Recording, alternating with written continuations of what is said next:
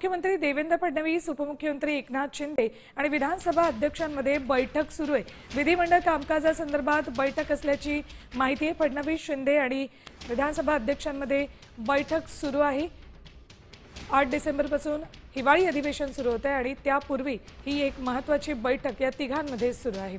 Updates घेऊयात आमचे प्रतिनिधी गणेश कवडे यांच्याकडून। गणेश, बैठकीत कुठले मुद्दे चर्चिले जातील?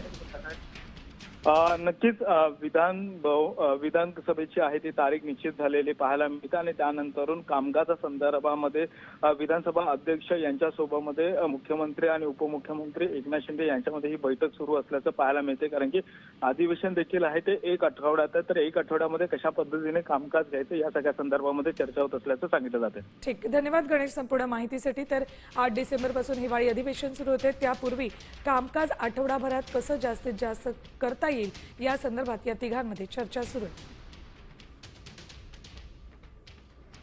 मुख्यमंत्री देवेंद्र फडणवीस, उपमुख्यमंत्री एकनाथ शिंदे आणि विधानसभा अध्यक्षांमध्ये ही बैठक सुरू आहे।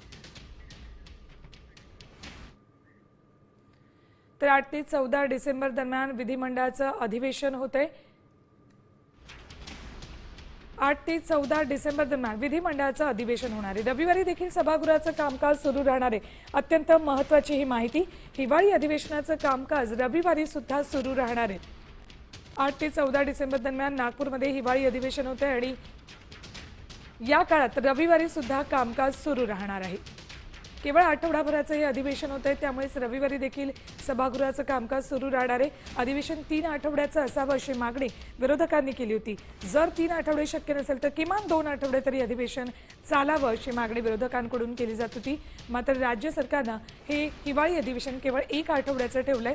या 1 आठवड्यात जास्तीत जास्त कामकाज कसं करता येईल यासाठी म्हणून मुख्यमंत्री, उपमुख्यमंत्री आणि विधानसभा अध्यक्षांची बैठक सुरू आहे। तर दुसरीकडे 8 ते 14 डिसेंबर दरम्यान हे अधिवेशन चालणार असलं तरी रविवारी सुद्धा अधिवेशनात कामकाज होणार आहे।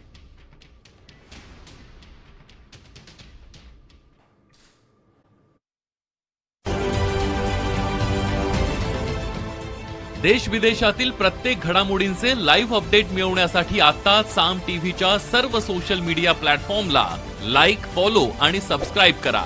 तसंच सर्व नोटिफिकेशनसाठी बेल आयकॉन प्रेस करायला विसरू नका।